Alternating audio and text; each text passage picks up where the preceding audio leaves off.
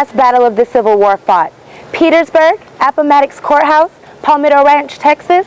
According to the official records, the closing conflict of the Civil War occurred right here on the banks of the Chattahoochee River in Columbus, Georgia. You see, when Robert E. Lee surrendered at Appomattox Courthouse on April 9, 1865, less than half of the Confederate military was with him. After April 9th, under General Johnston, there were still almost 100,000 Confederates who had not surrendered and would not surrender until 2 weeks later in North Carolina. The last true battle of the Civil War occurred on Easter Sunday, 1865, the day after President Lincoln died. You're probably familiar with Sherman's March to the Sea. He burned Atlanta, and on the way to Savannah, he implemented his scorched earth policy. There was a similar raid through Alabama, led by General James Wilson. After defeating General Nathan Bedford Forrest at the Battle of Selma, Alabama on April 2, 1865, Union troops under General Wilson moved eastward towards Georgia. They arrived at the border towns of Columbus and West Point at midday on Easter, the day following Lincoln's death. Over a period of about 10 hours, several thousand combatants engaged in a chaotic contest over control of the two bridges that provide entry from Alabama into Georgia. I'm standing on the Georgia side of the lower bridge, where the first part of the battle took place. The Confederates put cotton soaked with turpentine at the bottom of the lower bridge. As Wilson's men tried to cross, the rebels set it on fire. After this bridge was burned, the remainder of the battle would take place near the upper bridge. We're now on the Alabama side of the upper bridge, where the fighting continued. At this location, Colonel John Pemberton brought his mounted Columbus Guards. He got into a sword fight with Yankee cavalry and was slashed and shot. As a result of his wounds, he used morphine to deal with the pain. After the battle, Pemberton returned to this house. As a pharmacist, Dr. Pemberton knew that morphine was tremendously addicting and not an optimal treatment for pain. In his quest for an alternative to morphine, he arrived at the formula for French wine coca, better known today as Coca-Cola. If it weren't for Colonel Pemberton being wounded in the Battle of Columbus, you may have never known the world's most famous soft drink. Now let's return to the Georgia side of the upper bridge. Here, at the edge of the upper bridge, General Robert Toombs placed two cannon facing west. Toombs distinguished himself at the Battle of Antietam when he slaughtered Yankee soldiers crossing the infamous Burnside Bridge. Had Toombs had it his way, this day would have been another Antietam. The climax of the battle occurred right here on the upper bridge. At the time, the bridge was enclosed and unlit, and the opposing forces fought in complete darkness. Toombs could have easily fired the two cannon that were placed right here, filled with canister, into the darkness of the upper bridge.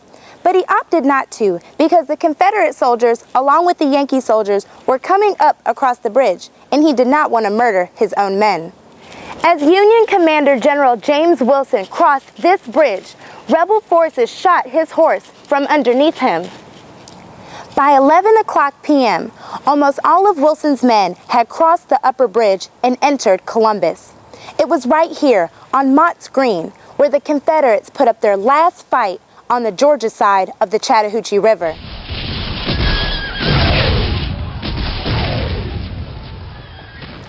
General Wilson made this house his headquarters during the occupation of Columbus. The owner of this house was Randolph Mott. Although he lived in Columbus, he was not a loyal Confederate. He waved the American flag up on his cupola. His son, however, was a soldier in the Confederate Army, and he served under General Henry Benning. The Mott experience shows a powerful example of how the U.S. Civil War tore families apart, son against father and brother against brother. Another really important piece to the story has to do with the ship called the Wanderer. The Wanderer was among the last illegal African slave trading ships. On Mott's Green, there are a couple of connections between the Wanderer and the Battle of Columbus.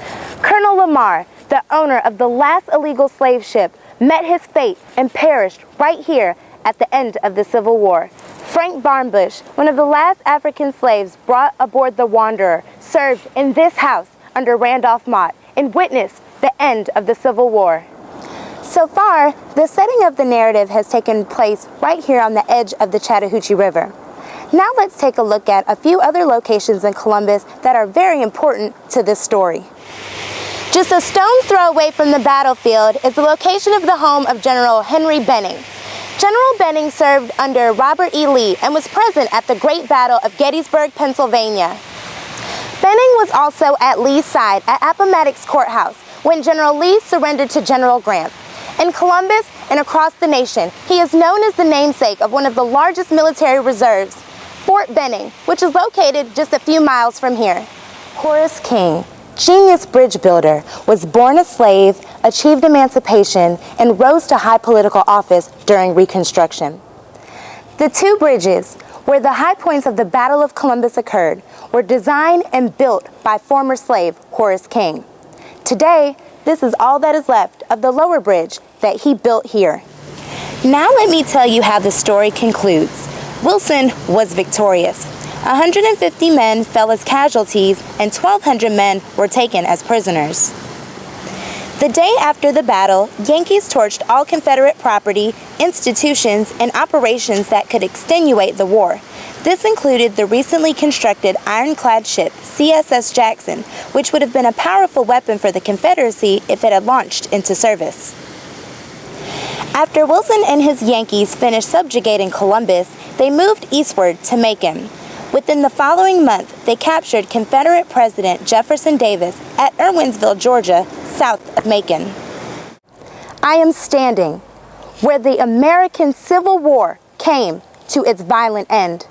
It is imperative that we preserve this sacred piece of geography for my future students, for your children, and for all generations. The night they drove old Dixie down, and all the bells were ringing. The night they drove old Dixie down, and all the people were singing. They went na na na na na na na na na na na na na na.